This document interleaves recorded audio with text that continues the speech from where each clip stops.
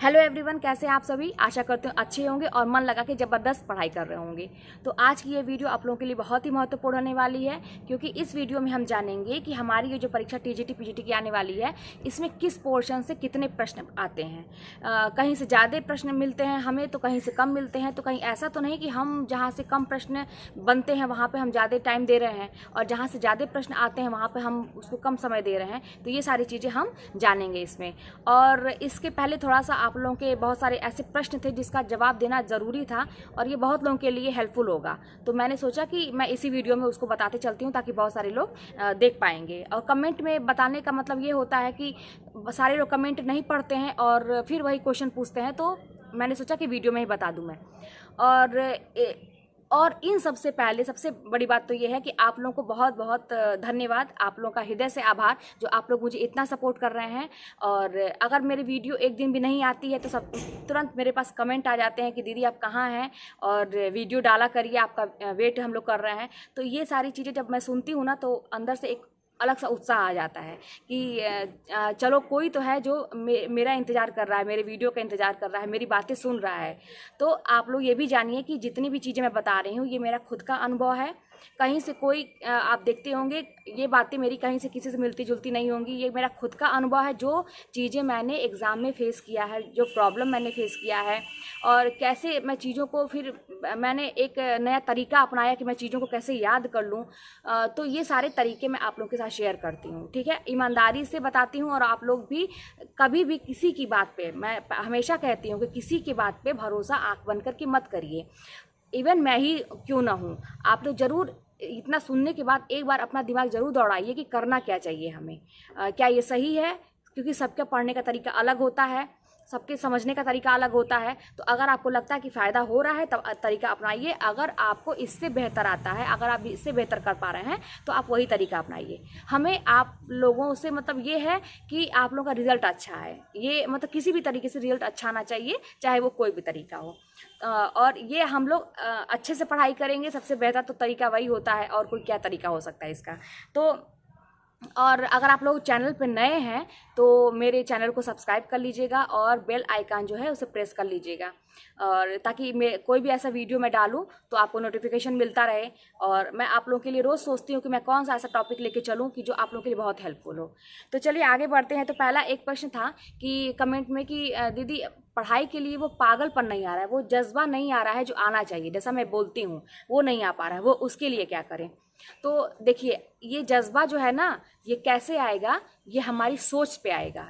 जब भी आपको ऐसा लगे, उत्साह आपका कम लगे, ऐसा मेरे साथ भी होता था, आपके साथ ही नहीं, मेरे साथ भी होता था। कभी कभी लगता था कि नहीं, मतलब एकदम निराशा आ जाती थी। क्यों आती थी, कोई वजह भी नहीं पता चलती थी, लेकिन निराशा आ जाती थी। तो उसको लेकिन मुझे इतना पता था कि मुझे निकालना है, और ये जो चीज़ें आ रही हैं ये मेरे लिए सही नहीं है। तो मैं तुरंत उसके लिए करती क्या थी, अपने सोच को, है ना, सोच को हमको डाइवर्ट कर देना है, जो हमारे दिमाग पे चल रहा है।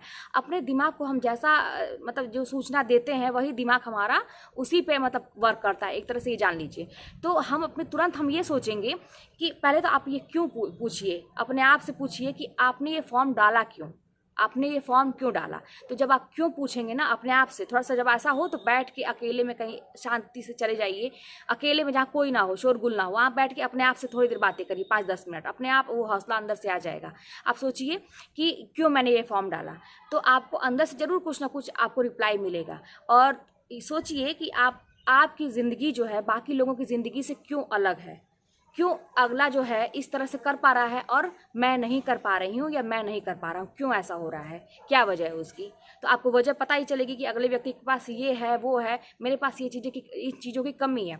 तो उन चीज़ों को पाने के लिए हमें क्या करना चाहिए, अपने ज़िंदगी को सुधारने के लिए। बहुत सारे लोगों की ज़िंदगी बहुत सारी समस्याएं होंगी, है ना, और वो लेकिन कुछ करना चाहते होंगे, लेकिन कैसे करेंगे, तो ये आपको सोचना होगा कि लोगों की ज़िंदगी जैसी है, मतलब जिसका आप सोचते हैं, कल्पना करते हैं कि वैसी हो, आपकी ज़िंदगी नहीं है, तो क्या करना चाहिए। तो आपके अंदर से ज़रूर कुछ आवाज़ निकलेगी। और ऐसे करते करते ना आपका फिर एक अंदर से मतलब वो जो उत्साह होना चाहिए ना, वो उत्साह आपके अंदर आ जाएगा और आप फिर आपका पढ़ने में फिर तुरंत, लेकिन जैसे ही उत्साह आए तुरंत पढ़ने बैठ जाइए, क्योंकि हमारा मन जो है ना वो विचलित होता रहता है। आप रस पढ़े होंगे ना, तो रस में आप जानते हैं ना कि कितने सारे संचारी भाव हैं, आते जाते रहते हैं। तो यही सारी चीज़ें हैं कि हमें कभी अच्छा महसूस होता है, कभी खराब महसूस होता है। तो ये काम करिए, सोच को अपने बदलिए, है ना। सोच कभी कभी ज़बरदस्ती सोच लानी पड़ती है ना, क्योंकि हमें मालूम है कि समय बर्बाद हो रहा है हमारा, तो ज़बरदस्ती सोच लानी, अच्छी सोच लानी पड़ती है, तो आपका उत्साह फिर से बन जाएगा। अगला है कि जैसे मैं बताती हूँ कि टाइम टेबल बनाइए। तो वाकई में कुछ लोग ऐसे होंगे, मेरी बहनें ऐसे होंगी कि कितना भी कोशिश कर रही हैं लेकिन टाइम नहीं निकल पा रहा है, क्योंकि फैमिली में होंगी, परिवार के और भी सदस्य होंगे, बच्चे होंगे, टाइम नहीं निकल पा रहा है। तो उसके लिए क्या करें कि चाहते हुए भी नहीं पढ़ाई हो पा रही है। तो एक चीज़ जान लीजिए, देखिए मैनेज तो आपको ही करना है, मैनेज तो आपको ही करना है, चाहे जैसे करना है। अब टाइम नहीं निकल पा रहा है तो आपको भी अंदर से एक मोटिवेशन की आवश्यकता है। जब मोटिवेशन मिलेगा ना तो आपकी कितनी भी थकान होगी, आप 5-10 मिनट की नींद ले सकती हैं, आधे घंटे की नींद ले सकती हैं, उसी में आप पूरा रिलैक्स महसूस करेंगी और उसके बाद आप पढ़ने बैठ सकती हैं। और सबसे बड़ी बात है कि ये जो मोटिवेशन आएगी कैसे, वही चीज़ है कि सोचिए कि आपकी ज़िंदगी जो अभी चल रही है क्या आप उससे संतुष्ट हैं। अगर आप इसको बदलना चाहती हैं तो आपको अभी फ़िलहाल के लिए मेहनत करना है, और ये मेहनत बहुत मतलब ज़िंदगी भर नहीं करनी है, एक बार बस मेहनत करना है। जब एक बार नौकरी लग जाएगी तो आराम से कोई घर का काम करिए, सब कुछ करिए, है ना। तो ये सोच बदलिए। और नहीं टाइम मिल पा रहा है तो इसके लिए एक काम और आपको करना पड़ेगा कि जैसे जो लोग अच्छे से पढ़ाई कर रहे हैं, जिसके पास टाइम ही टाइम है, तो वो लोग आराम से 8 घंटे पढ़ रहे होंगे, 10 घंटे पढ़ रहे हैं, 4 घंटे 5 घंटे आराम से पढ़ रहे हैं। आपको एक मेहनत और करना पड़ेगा कि जो लोग 4 घंटे में जो चीज़ें पढ़ते हैं, आपको 2 घंटे में ही वो चीज़ें पढ़नी पड़ेंगी। कहने का मतलब है कि बाकी लोग जो चीज़ें 2 घंटे में कर रहे हैं, 1 घंटे में कर रहे हैं, आपको वो चीज़ें आधे घंटे में करनी होगी, 1 घंटे में करनी होगी। मतलब उसका दुगुना आपको मेहनत करना होगा। कब? पढ़ते टाइम में। और जब ये हो सकता है, ये आराम से हो सकता है। ये मेरे साथ भी होता था, जब टाइम नहीं मिलता था तो मैं चीज़ों को बहुत तेज़ी से कवर करती थी। ये सोचती थी कि अभी टाइम मिला है, फिर इसके बाद टाइम नहीं मिलेगा, फिर उठ के वही डेली का रूटीन हो जाएगा, तो फिर आज का दिन चला जाएगा। तो ये कैसे होगा? इसके लिए भी जब भी पढ़ने बैठिए, आपके अंदर मोटिवेशन बहुत ज़रूरी है। बार बार मैं कहती हूँ कि सोच के बैठिए, एक माहौल बना के बैठिए।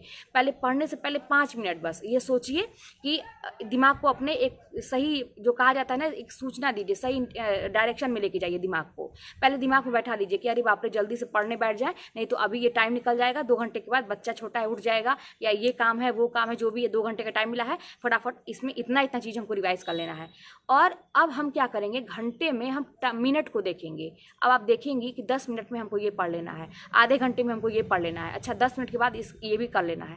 तो मिनट मिनट को भी आप वॉच करते चलिए, ठीक है। तो आप कम समय में ज़्यादा चीज़ें वॉच कर पाएंगे, मतलब अंदर ले पाएंगे, रीड कर पाएंगे। रीड नहीं करना है, स्टडी करना है, ठीक है। तो कम समय में जल्दी चीज़ें आप ग्रहण कर पाएंगी, और ये करना है। और इसी तरह से आगे का टाइम टेबल बनाइए कि इतने घंटे काम करना है, फिर हमको ये काम करना है। और सबसे बड़ी बात देखिए, कुछ लोगों की आदत ये होती है, आप लोग बुरा मत मानिएगा, लेकिन कुछ लोगों की आदत ये होती है कि बहुत ज़्यादा अपने घर के काम में उलझे रहते हैं जानबूझकर, है ना। तो ये सबके लिए नहीं है। कुछ लोगों की बात बता रहे, जैसे कुछ लोगों की आदत होती है बहुत ज़्यादा सफाई करने की। मेरे घर में भी कुछ लोग हैं, तब मैं बता रही हूँ। कुछ लोगों की आदत होती है बहुत ज़्यादा सफाई करने की, मतलब उनको देखा नहीं जाता है। अगर एक दिन घर में पोछा ना लगे, एक दिन घर में झाड़ू ना लगे, अगर ये काम ना हो तो उनको देखा, बाकी काम छूट जाए, लेकिन वो काम मतलब घर, मतलब उसमें उनका मन लगता है। तो भाई अगर ऐसी आदत है आप मेरी बहनों की कि बहुत ज़्यादा इन सब में मन लगता है, तो कुछ दिन के लिए ये अपनी आदत बदल लीजिए। अगर आप एक दिन घर में झाड़ू लगाइए, एक दिन पोछा नहीं लगाएंगे तो काम चल सकता है। एक दिन अल्टरनेट डे करके लगाइए। जैसे सफाई की बहुत आदत है, जैसे रोज़ रोज़ करने की आदत है, एक दिन कम करके लगाइए। कोई भी चीज़ को देखिए टाइम मैनेज करना, ये सारी चीज़ें बाद में भी हो सकती हैं। सारी चीज़ें बाद में, जब आप एक बार नौकरी लग जाएगी तो रोज़ सफाई करिए, रोज़ करिए, आपके पास टाइम ही टाइम रहेगा। देखिए मेरा क्या है, मैं नौकरी भी कर रही हूँ, काम भी देख ले रही हूँ, और थोड़ा सा आप लोगों के साथ भी मैं बातें अपनी शेयर कर पा रही हूँ। दिमाग भी रिलैक्स है, कोई टेंशन नहीं है कि कोई निकाल देगा नौकरी से, पैसे नहीं आएंगे, ये सब आराम से चल रहा है। तो एक बार की बात है, थोड़ा सा काम को मैनेज किया जा सकता है। अपने जो भी आपके घर के फैमिली मेम्बर हैं उनको अपने फेवर में लेके रहिए कुछ दिनों के लिए, हो सकता है सारी चीज़ें संभव है। मैं तो संदीप माहेश्वरी जी को देखती हूँ, वो कहते हैं ना कि आसान है, वाकई में सब कुछ आसान है, कुछ कठिन नहीं है ज़िंदगी में, बस हमारे करने के ऊपर डिपेंड करता है, ठीक है। अब देखिए, जैसे कुछ लोग कहते हैं मुझे कि आपसे मैंने पहले ही बात शेयर मैंने किया था कि अब लोग मुझे कहते हैं कि आप बहुत किस्मत वाली हैं, बहुत लकी हैं, है ना। तो मेरे कमेंट में भी आया था कि मेरी एक बहन ने कहा था कि दीदी आप बहुत लकी हैं जो आपका सिलेक्शन हो गया। तो ये मुझे सुन के बहुत अच्छा लगता है, क्योंकि जानती हैं इसके पहले कुछ दिन के पहले जब तक मेरी नौकरी नहीं थी तो सब लोग मुझे क्या कहते थे कि अरे, मेरी मम्मी से कहते थे कि सबसे ज़्यादा किस्मत ख़राब आपके बच्चों की इसी की है, ये सबसे ज़्यादा किस्मत इसी की ख़राब है, बाकी आपके बच्चों की तो किस्मत अच्छी है, इसी की किस्मत सबसे ज़्यादा ख़राब है।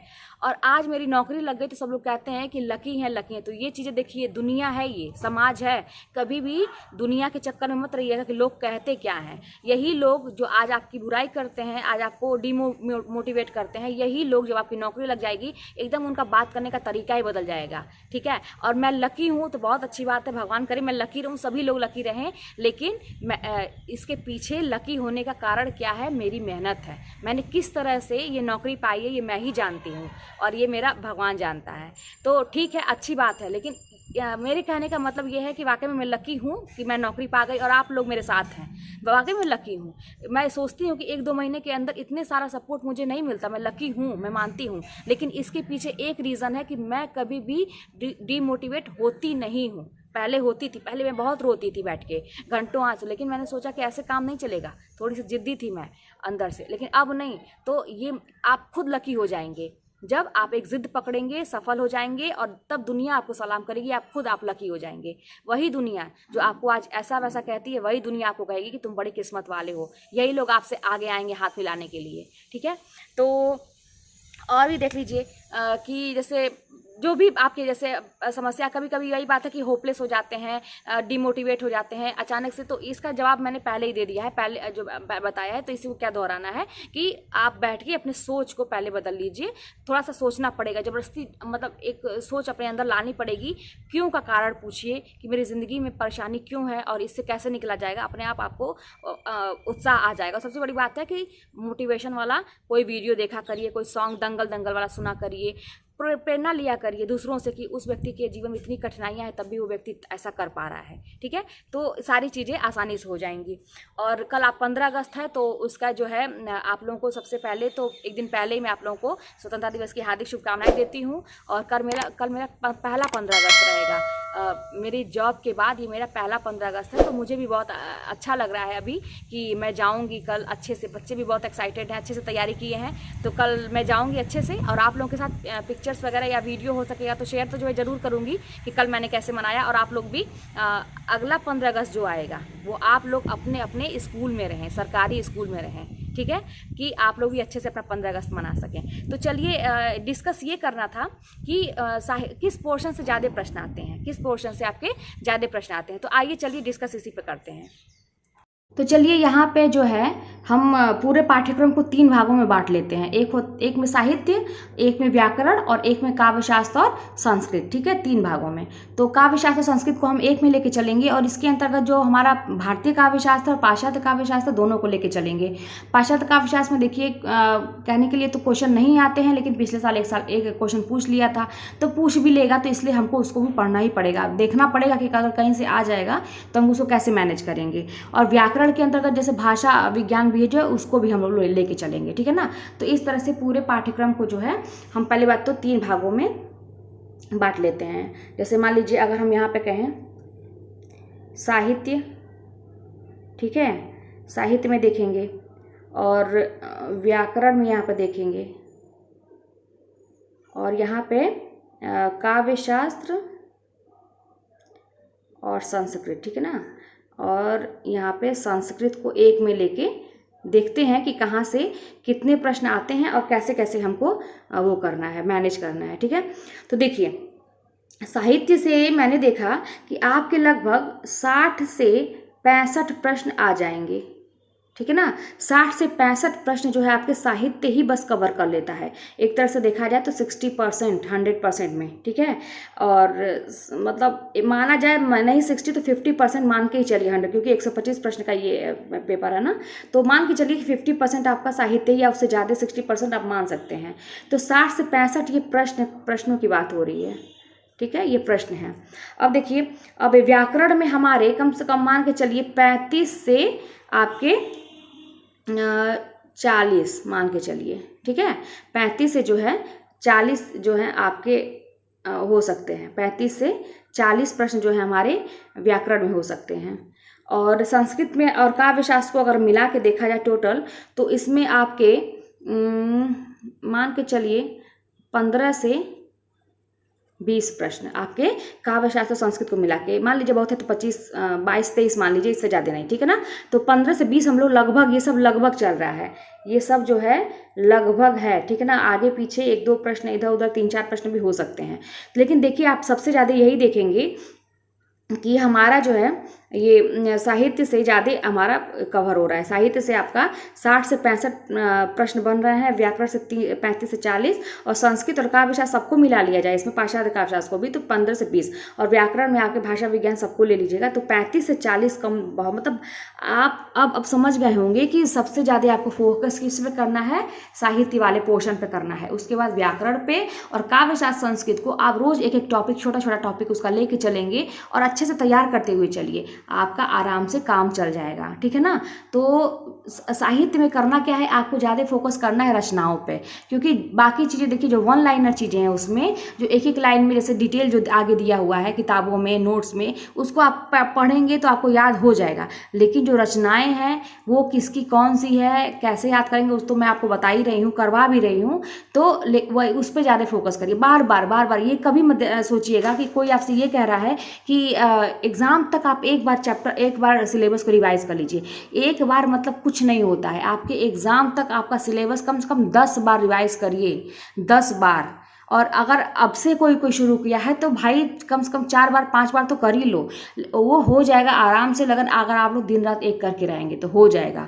बस आप लोग जैसे मैंने बताया है कि अगर टाइम नहीं मिलता है तो अब स्पीड बढ़ाने की ज़रूरत है। बाकी लोग जो 4 घंटे में काम कर रहे हैं वो काम आप 2 घंटे में करिए, और ये आराम से हो सकता है। दिमाग को पहले समझा लेंगे तो दिमाग हर चीज़ बहुत तेज़ी से कैच करता है। भाई बड़े बड़े लोग इतने आविष्कार कर रहे हैं, रॉकेट उड़ा रहे हैं, पता नहीं क्या क्या बना रहे हैं, हमको तो बैठ के पढ़ना है। तो उन लोगों का दिमाग सोचिए कितना तेज चलता होगा, कैसे क्या करते होंगे। तो हमको तो बस पढ़ना है, वो भी हमारा सब्जेक्ट है।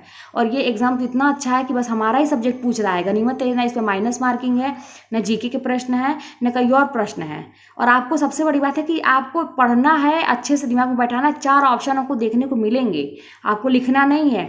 ये भी आराम है कि अगर 4 ऑप्शन देखने को मिलेंगे, अगर आप जरा भी मन से पढ़े रहेंगे, अच्छे से पढ़े रहेंगे, तो आपको तुरंत याद आ जाएगा कि हाँ ये वाला है। बस कन्फ्यूज़न कब होती है कि ये ऑप्शन है कि ये ऑप्शन है, जब हम रिवीजन में कमी रखते हैं। अगर अच्छे से आप रिवीजन करिए और अपने आप से पूछिए कि क्या मुझे अब तैयार हो गया, तो अगर अंदर से आवाज़ आती है कि हाँ मुझसे कहीं से कोई पूछेगा तो मुझे तैयार हो गया, तब जाके आपका 100% मान के चलिए तैयार हो गया। और जो टेलीग्राम पे जो लिंक की बात है, तो देखिए अगर आपको लगता है कि वहाँ से आपको फ़ायदा है तो ज्वाइन करिए, नहीं तो कोई बात नहीं है। अगर वहाँ पे बस देखिए डेली भी कुछ होते रहते हैं, जैसे वहाँ पे नेट जीआरएफ के भी प्रश्न होते हैं, तो ये ना आपकी नॉलेज बढ़ेगी। वहाँ पे जब आप अपने से बड़े लेवल के आप परीक्षा के क्वेश्चन देखते हैं तो आपकी नॉलेज बढ़ती है। तो बस यही था वहाँ पर कि आप, लेकिन हाँ ये है कि उसी बहाने एक टॉपिक तैयार होता है। आप ये मत देखिए कि मतलब हमको क्या उसमें करना है क्या नहीं। जो टॉपिक दिया जा रहा है आपका मतलब ये होना चाहिए कि हाँ वो टॉपिक हमको तैयार करना है क्योंकि हमको उसका टेस्ट देना है, ठीक है। तो टेस्ट के बहाने हमारा वो एक टॉपिक तैयार होता है।